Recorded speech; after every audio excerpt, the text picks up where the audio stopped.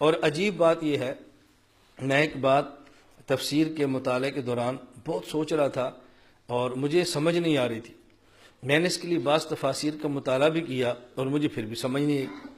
میں اس پہ سوچتا تھا کہ ان دو چیزوں کا آپس میں جوڑ کیا ہے، آپ بھی اس کو سمجھیں۔ اللہ رب العزت نے اتنی قسمیں اٹھائیں، یہ 11 قسمیں اٹھا کر ایک مضمون بیان فرمایا، فَأَلْهَمَهَا فُجُورَهَا وَتَقْوَاهَا، کہ انسان کے طبیعت میں ہم نے گناہ کا تقاضا بھی رکھا ہے اور انسان میں نیکی کا مادہ بھی، نیکی کا تقاضا بھی رکھا ہے۔ قد افلح من زکاہا وقد خاب من دساہا، خوش قسمت وہ ہے کہ جس نے نیکی کے تقاضے پر عمل کیا، اور بد قسمت وہ ہے کہ جس نے گناہ کے تقاضے پر عمل کیا۔ یہ بات مکمل فرمائی اور آگے پھر اللہ نے ایک مثال دی ہے، قد افلح من زکاہا وقد خاب من دساہا۔ آگے فرمایا کذبت ثمود بطغواہا اذ انبعث اشقاہا فقال لهم رسول اللہ ناقۃ اللہ وسقیاہا فکذبوہ فعقروہا فدمدم علیہم ربہم بذنب فسواہا ولا یخاف عقباہا۔ مثال کیا دی ہے؟ اب اس مثال میں اس پورے مضمون میں جوڑ کیا ہے؟ میں یہ جوڑ تفاسیر میں تلاش کرتا رہا کہ ان میں جوڑ کیا ہے۔ مضمون کون سا بیان کیا کہ حضرت صالح علیہ السلام کی قوم نے، حضرت صالح علیہ السلام اللہ کے نبی تھے، ان کو جھٹلا دیا، ان کی بات کو نہیں مانا اور کہا کہ اگر آپ سچے نبی ہیں تو ہم آپ سے ایک دلیل مانگتے ہیں۔ وہ دلیل یہ ہے کہ سامنے چٹان ہے، اس پہاڑی تھی، اس کا نام تھا کاتبہ، وہاں ایک چٹان تھی، آپ اس سے ایسی اونٹنی نکالو جو 10 ماہ کی ہو اور گبن اونٹنی، 10 ماہ کی گابن اونٹنی، آپ اس پہاڑی سے، چٹان سے نکالو، ہم آپ کو نبی مان لیں گے۔ صالح علیہ السلام فرمایا اگر وہ آ گئی تو پھر؟ انہوں نے کہا جی ہم مان لیں گے۔ صالح علیہ السلام نے اللہ سے دعا کی اور اس چٹان کے اندر اونٹنی آئی، اور جب اونٹنی نکلی چٹان سے تو 10 ماہ کی گابن تھی، اور تھوڑی دیر بعد اس کا بچہ بھی پیدا ہو گیا۔ اب اونٹنی بھی ہے اور بچہ بھی ہے۔ جب یہ اونٹنی آ گئی تو ان کی مجرم قوم نے ماننے سے پھر بھی انکار کر دیا۔ صالح علیہ السلام نے فرمایا اب ان کو مانو تم۔ اب وہ اونٹنی ایسی جس کو قرآن کہتا ہے ناقۃ اللہ، عام اونٹنی تھی، اللہ فرماتے ہیں اللہ کی اونٹنی تھی۔ اونٹنیاں تو ساری اللہ کی ہوتی ہیں، لیکن صالح علیہ السلام کی اونٹنی کو خدا نے ناقۃ اللہ کیوں فرمایا؟ کیوں؟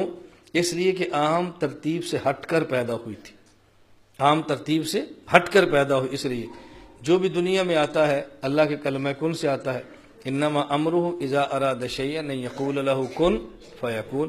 لیکن حضرت عیسیٰ علیہ السلام کلمۃ اللہ کہتے ہیں، کیوں؟ وہ پیدا تو کلمہ کن سے ہیں لیکن عام ترتیب سے ہٹ کر ہے، انہیں کلمۃ اللہ کہا۔ ہر آدمی میں روح اللہ ڈالتا ہے، لیکن عیسیٰ علیہ السلام کو روح اللہ فرمایا۔ کیوں؟ عیسیٰ علیہ السلام کی جو روح جسم کے اندر ڈالی ہے عام روٹین سے ہٹ کر آئی ہے، روح اللہ فرمایا۔ صالح علیہ السلام کی اونٹنی کو ناقۃ اللہ کیوں کہا؟ عام اونٹنی، اونٹنی ملتے ہیں اور اس کے اندر 10 ماہ لگتے ہیں، پھر اونٹنی پیدا ہوتی، اونٹنی بچہ جنم دیتی ہے، پھر اونٹنی اونٹ پیدا ہوتا ہے، لیکن یہ بالکل روٹین سے ہٹ کر تھی، اس کو ناقۃ اللہ فرمایا۔ اب جب اللہ کی اونٹنی ہے تو عام اونٹنی جیسی تو نہیں ہوگی نا، اللہ کی اونٹنی ہوگی۔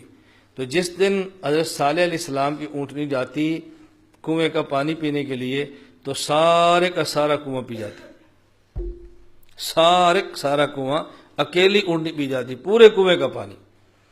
اب باقی جانور پانی نہیں پی سکتے تھے، تو صالح علیہ السلام فرمایا بھی دیکھو تم نے اللہ سے مانگی ہے، یہ خدائی اونٹنی ہے، عام اونٹنی کی طرح نہیں ہے، تو ایک دن پانی یہ پیے گی اور ایک دن پانی تمہارے جانور پیئیں گے۔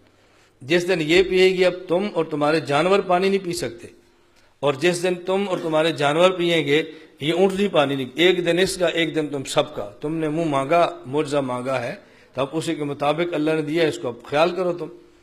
وہ جو ایک دن ان کا بنتا تھا جس دن وہ اونٹنی پانی پیتی اور کنویں میں سے کوئی اور پانی نہ پی سکتا، مفسرین نے لکھا ہے کہ اس دن اس اونٹنی کا دودھ دھوتے اور اتنا دودھ نکلتا کہ پوری قوم کے سارے برتن بھر جاتے، اتنا دودھ نکلتا کہ قوم کے سارے برتن پھول جاتے۔ تو جب دودھ ملا ہے اب آپ کو پانی کی ضرورت نہیں ہے، اللہ نے متبادل ان کو انتظام بھی فرما دیا، لیکن قوم بہت ڈھیٹ اور ضدی قسم کی تھی۔ بالآخر ان نے فیصلہ کیا کہ صالح علیہ السلام کی اونٹنی کو قتل کر دینا چاہیے۔ صالح علیہ السلام نے سمجھایا کہ دیکھو تم نے مانگا ہے، تمہارے مانگنے پر خدا کی طرف سے دلیل آئی ہے، اب اس اونٹنی کو خراب اور تنگ نہ کرنا ورنہ تم زندہ نہیں رہ سکو گے۔ ان لوگوں نے فیصلہ کیا کہ اس کو مار دے۔ اب اونٹنی کو مارے کون؟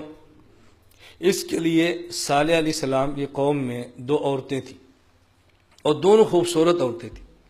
ان دونوں عورتوں نے کہا کہ ایک میں اور ایک میری بیٹی، دونوں عورتوں نے کہا جی میں اور میری بیٹی، میں اور میری بیٹی، جو بندہ اس اونٹنی کو قتل کر دے گا وہ چاہے تو مجھے لے لے، چاہے تو میری بیٹی لے لے۔ صالح اسلام کی قوم کے 2 بدبخت آدمی اترے، ایک کا نام تھا مصدع، میم صاد دال عین مصدع، اور ایک کا نام تھا قزار، قاف کراچی قصور والا موٹا، قاف زال الف اور را، قزار۔ 2 آدمی تھے مصدع اور قزار۔ یہ دونوں ایک چٹان کے بھی چھپ کے بیٹھ گئے۔ جب اونٹنی آئی تو مصدع نے اس کو تیر مارا، اونٹنی رکی، اور جو قزار تھا اس نے اس کو تلوار سے قتل کر دیا۔ اب اللہ کے عذاب نے آنا تھا۔ صالح علیہ السلام نے فرمایا اب تم خدا کے عذاب کا انتظار کرو، آج بدھ کا دن ہے، کل جمعرات کو تم سب کے چہرے زرد ہو جائیں گے، عورتوں کے، مردوں کے، بچوں کے، بوڑھوں کے، اور جمعے کا دن ہوگا تم سب کے چہرے سرخ ہو جائیں گے، ہفتے کا دن ہوگا تم سب کے چہرے سیاہ ہو جائیں گے، اور اس کے بعد تمہارے اوپر آسمانی عذاب آئے گا۔ ایسا ہی ہوا، جمعرات کے دن آیا تو سب کے چہرے زرد ہو گئے۔ اب چاہیے تو یہ تھا کہ وہ توبہ کرتے، صالح علیہ السلام کو راضی کرتے، بجائے ان کو راضی کرنے کے اور بجائے توبہ کرنے کے ان نے مل کر مشورہ کیا کہ عذاب تو ہم پر آنا ہی ہے، اب صالح علیہ السلام کو بھی ختم کر دو، آنا تو ہے ہی، اس کو بھی ختم کرو۔ ہمارے لوگ یہی دماغ آج استعمال ہوتا ہے نا، لوگ کہتے ہیں یار سزائے موت تو ہونی ہے نا، تو ایک کو مارا پھر بھی سزا، 2 کو مارو گے پھر بھی 2 ہے، چلو جی مار دو۔ یہ صالح علیہ السلام کی قوم والا گندا دماغ ہے۔ خیر انہوں نے مشورہ کیا، صالح علیہ السلام کو شہید کرنے کے در پہ ہو گئے۔ اللہ نے ان کے اوپر عذاب بھیجا، عذاب میں پوری قوم تباہ ہو گئی، برباد ہو گئی۔ پہلے زلزلہ آیا، پھر آسمان سے چیخ آئی، اور اس کے بعد یہ تباہ و برباد اس کے اندر ہو گئی، ختم ہو گئی۔ اب میں جو بات سمجھانا چاہ رہا ہوں، پہلے اللہ نے قسم اٹھا کر فرمایا کہ انسان کے مزاج میں گناہ کا تقاضا بھی رکھا ہے اور نیکی کا تقاضا بھی، اور خوش قسمت وہ ہے جو نیکی کے تقاضے پر عمل کرے، اور بدبخت وہ ہے جو گناہ کے تقاضے پر عمل کرے۔ آگے مثال کون سی دی ہے؟ حضرت صالح علیہ السلام کی بدبخت قوم کی۔ ان نے اپنے نفس کے تقاضے پہ عمل کیا اور اللہ کے موضوع کو جھٹلا دیا، اونٹنی کو قتل کر دیا، اور قتل کرنے کے بعد وہ جہنم کا ایندھن بن گئے۔ میں سوچ رہا تھا ان دونوں میں مناسبت کیا ہے۔ جب میں نے پورا واقعہ پڑھا تو اس کے بعد اندازہ و مناسبت کیا ہے کہ صالح علیہ السلام کی قوم کی بربادی کی وجہ اونٹنی کو ہلاک کرنا تھا، اور اونٹنی کو ہلاک کرنے کی وجہ 2 خوبصورت عورتوں کی سازش تھی۔ معلوم ہوا کہ سب سے بڑی بربادی جس دنیا میں آتی ہے وہ عورت کے ساتھ ناجائز تعلق کی وجہ سے آتی ہے۔ تباہی اور بربادی جو آتی ہے، خاندان اجڑتے ہیں، ادارے تباہ ہوتے ہیں، ملک برباد اور بدنام ہوتے ہیں، اس کی سب سے وجہ انسان کی یہ نفسانی خواہشات ہیں جو تباہ کرتی ہیں۔